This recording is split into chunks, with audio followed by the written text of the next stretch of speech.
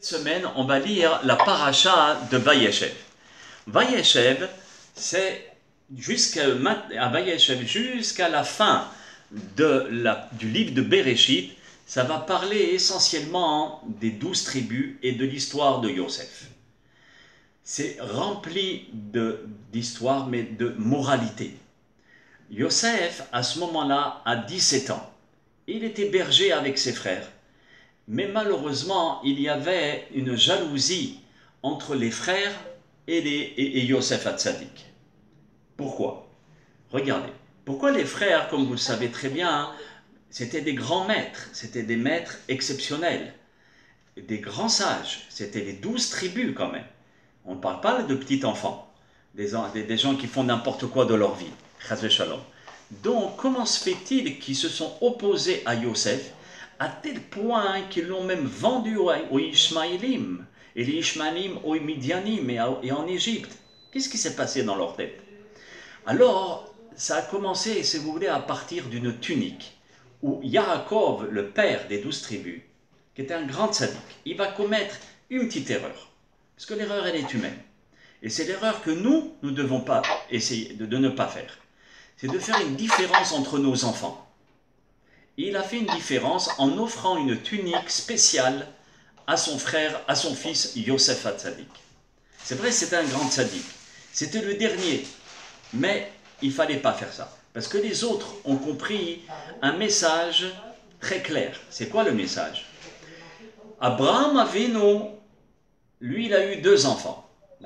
Yitzhak et Ishmaël. Ishmaël a été mis de côté. On va suivre la route du peuple d'Israël et on va bâtir le peuple d'Israël à partir d'Abraham et de Yitzhak. Yitzhak, il va avoir aussi 2 enfants. Il va avoir Yaakov et Esav. On voit que Esav est mis à la touche et Yaakov, il est pris pour suivre le peuple, pour créer le peuple d'Israël. Après Yaakov, il ne va pas mettre 2 enfants au monde, mais 12. Binyamin, Yosef, Naphtali, Reuven, Shimon, Yehuda, Zebulun, etc. 12 enfants, tous des tzadikim. Et à ce moment-là, quand ils ont vu que Yaakov Avinu, leur père, préférait Yosef et qu'il lui donne une tunique et qu'il fait tout pour essayer parce qu'il adorait son enfant, à ce moment-là, une jalousie a commencé à se réveiller en eux, mais pas une jalousie, il est jaloux d'une maison ou d'une voiture ou un hélicoptère. Ils veulent aussi faire partie de l'histoire du peuple d'Israël. Ils ne veulent pas être mis à la touche comme Ishmaël et comme Esav. Ils veulent être considérés à part entière comme faisant partie du peuple d'Israël. Vous voyez? Et quand Yaakov va commettre cette petite erreur, il va donner une tunique à son fils et qui va montrer beaucoup d'attention à son égard. Boum, boum, badaboum. D'accord? Et en plus, Yosef faisait des rêves. Il faisait des rêves que je ne vais pas approfondir maintenant, mais à travers tous ces rêves, ça montrait que tous les frères vont se prosterner à lui, que lui, il est le choisi, que lui, il est le meilleur. D'accord?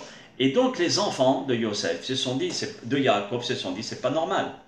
Cela veut dire que nous, on va être mis à la touche. Et donc, quel dîne ils ont? Ils ont un dîne de Nirdaf. C'est quoi Nirdaf? Quelqu'un qu'on poursuit pour le tuer. Si quelqu'un me poursuit pour me tuer, j'ai le droit de le tuer sans problème. Pourquoi? Parce que je suis en danger. Pareil, les enfants du Ham Israël, ça veut dire les 11 tribus, 10 tribus, parce que Binyamin n'était pas dans le décor, les 10 tribus étaient menacées de perte, ça veut dire de ne plus faire partie du peuple d'Israël. Donc quand ils ont vu Yosef venir sous l'ordre de son père, c'est son père qui a dit à Yosef, va voir tes frères. Et quand ils l'ont vu venir, ils ont commencé à ricaner en disant, ah, voilà le Baal Halomot venir, d'accord? Ça veut dire celui qui est en train de rêver sur nous, comme nous, on va se prosterner à lui. Et pour faire une histoire courte, Yosef se retrouve malheureusement dans un puits. Au départ, il voulait le tuer, et Baruch Hashem, Reuven, il intercède en disant, non mais jetez-le dans ce puits, jetez-le là-bas. Mais pourquoi ils ont fait ça? Pourquoi Reuven il a fait ça? Pas pour le tuer, pour ensuite le récupérer.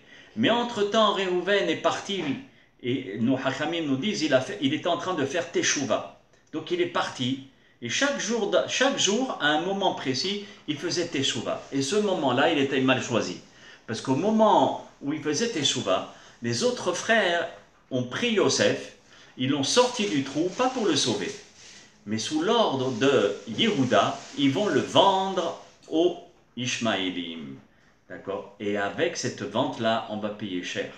Sur toute l'histoire d'Israël, ça va être très cher. Vous savez qu'au moment des Romains, il y a eu ce qu'on appelle des Hachamim qui ont été massacrés. D'accord? Ils étaient au chiffre de 10. Les 10 Tanaïm, dont Rabbi Akiva, Rabbi Yoshua, tous ces grands maîtres, étaient la réincarnation des 10 enfants de Yaakov, de Réhouven, Shimon, Lévi, Yehuda, Issachar, Zebulun, Gad, Dan, Naphtali, etc. Asher. Et donc, tous ces, sauf même Yosef. Donc cela veut dire que tous ces grands maîtres vont payer la facture très très chère dans des générations plus tard. D'accord? Quand ils le font passer pour un mort, qu'ils l'ont vendu, ils ont pris sa tunique, cette tunique qu'ils ne voulaient pas supporter, ils l'ont pris et ils l'ont trempé dans le sang. D'accord? Ils vont abattre un agneau et ils vont tremper sa tunique dans le sang et ils vont dire à leur père, Yaakov, tu sais papa, il y a une bête sauvage qui a attaqué Yosef et qui l'a tué. Vous allez me dire, c'est mentir. Je ne veux pas rentrer dans toutes ces considérations, c'est très très long comme explication. Mais je veux m'attacher par rapport à cette tunique. Cette tunique en elle-même, Rashi nous dit, comment on dit, ketonet passim. Ketonet, ça veut dire la tunique, passim avec des rayures. C'est pour cela que peut-être, je ne suis pas sûr, que peut-être les chassidim de Jérusalem, ils ont une tunique, d'accord, avec des rayures sur eux. D'accord? Et peut-être ça vient de là. Mais passim, c'est exactement les 4 choses que Yosef a fait, c'est-à-dire 4 choses mal qu'il a fait. Et à cause de ça, il va, si vous voulez, être éprouvé par 4 grandes épreuves. Alors, passim, ça commence par un P. Donc, ça a été l'épreuve de Potiphar. D'accord? La femme de Potiphar, qui s'appelait Zulecha, elle va éprouver énormément Yosef Hatzadik pour aller avec elle. Et elle voyait dans l'astrologie que de elle va descendre un enfant. D'accord? Donc c'est pour cela qu'elle s'obstinait à dire cet enfant doit venir de Yosef. Mais en réalité, ça va venir de sa fille adoptive. D'accord? J'expliquerai ça dans les parachiotes après. Donc ça c'est le P. Après le Samer, d'accord? C'est les Soharim. Soharim, c'est-à-dire les marchands. Malheureusement, il a été éprouvé d'être vendu par des marchands, qui négociaient son prix. Et après, Passim, c'est Yud. Yud, c'est Ishmaélim.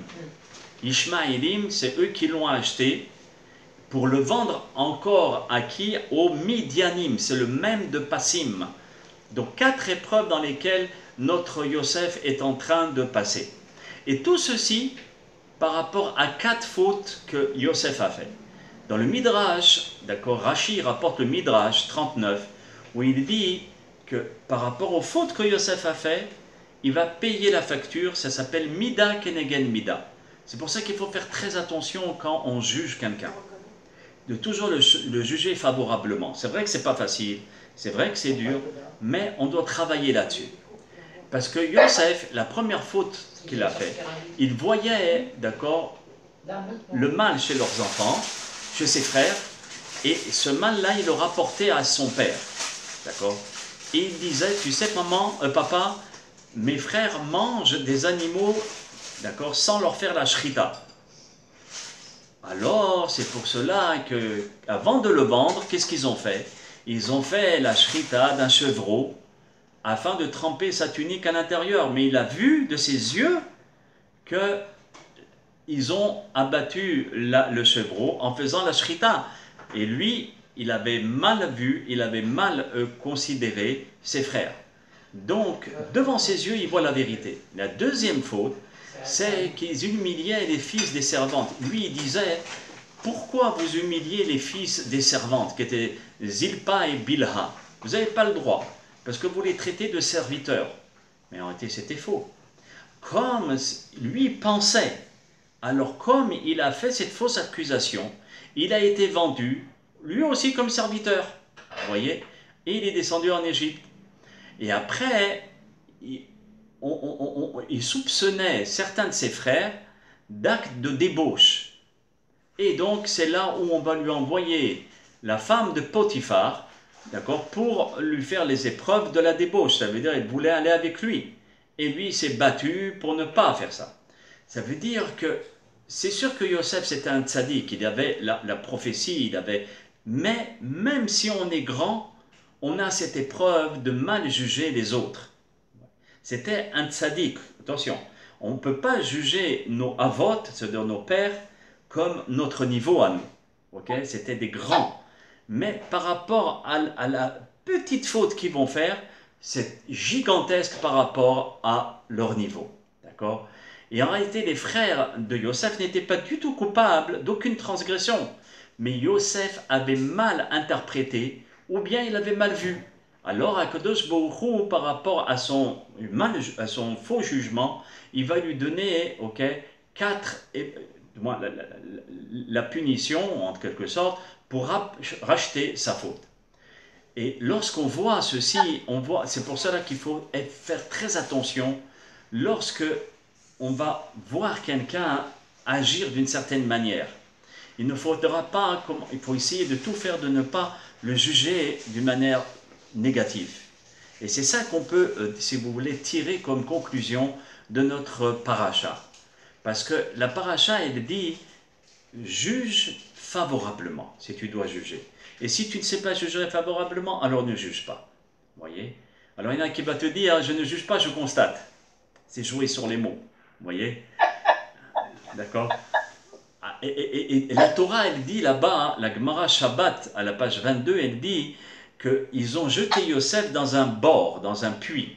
Et la Torah, qu'est-ce qu'elle dit? Vea bor rek en bomaim. Et le puits était vide, il n'avait pas d'eau. Alors Rashi pose la question, dit, mais si il est vide, c'est qu'il n'a pas d'eau.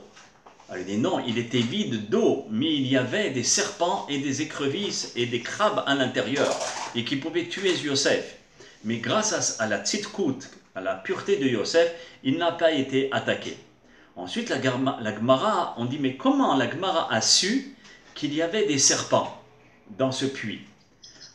D'accord? Parce que la Torah, elle dit, en bo maïm, il n'y avait pas d'eau. Et il y a une phrase qui est exactement la même phrase, qui est similaire, dans le livre de Devarim, au chapitre 8 et au verset 15, où là-bas c'est marqué des serpents brûlants, d'accord, et des scorpions ont une soif à chair en maïm, d'accord, où il n'y avait pas d'eau. Vous savez que les bénis Israël, ils crevaient de soif, d'accord, ils n'avaient pas d'eau. Et la Torah, elle emploie les mêmes termes, Asher en bomaïm. Alors on dit, là-bas, Asher en bomaïm, comme ça parle des serpents, aussi, Asher en bomaïm chez Yosef, il n'y a pas d'eau, mais il y a des serpents. C'est comme ça que nos sages ont fait la déduction. Vous voyez? Et c'est quoi avoir des serpents?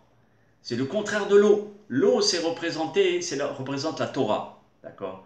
Et quand l'homme n'étudie pas, malheureusement, il y a des serpents qui viennent immédiatement à la place de l'eau. C'est pour ça que chacun d'entre nous, on doit tout faire pour essayer d'être plongé dans l'étude. Rabbi Yehuda Chassid, dans son Sefer HaCharidim, là-bas, il dit que Ve'abor reken bomaim, cette phrase-là, le puits était vide, il n'y avait pas d'eau. Il dit ça pour valeur numérique 678. Et Ve'en Torah, il n'y a pas de Torah, c'est aussi la même valeur 678. Cela veut dire que quelqu'un est vide sans eau, l'eau de la Torah, parce qu'il n'a pas de Torah. Et les deux choses ont la même valeur numérique, voyez. Et qu'est-ce que nous dit le Harizal, le maître de la Kabbale? Il dit, c'est quoi le serpent? Le serpent, c'est la base, malheureusement, de la minute. C'est quoi la minute? C'est l'épicurien. C'est-à-dire de commencer à renier Dieu, peu à peu de renier Dieu. à tel point qu'à certains moments, il ne croit plus en Dieu. Soit par rapport à ses épreuves, soit par rapport à d'autres choses, mais si vous voulez, par rapport au fait qu'il n'a pas de Torah, il n'a pas d'études, il n'a rien du tout, obligatoirement, il y a quelque chose de dangereux qui vient à sa place, à la place de l'eau, qui s'appelle le Nachash, le serpent. Et tout le monde sait que représente le Nachash dans la Torah, c'est lui qui est le sémel, le symbole même de la faute de Adam et de Ève. D'accord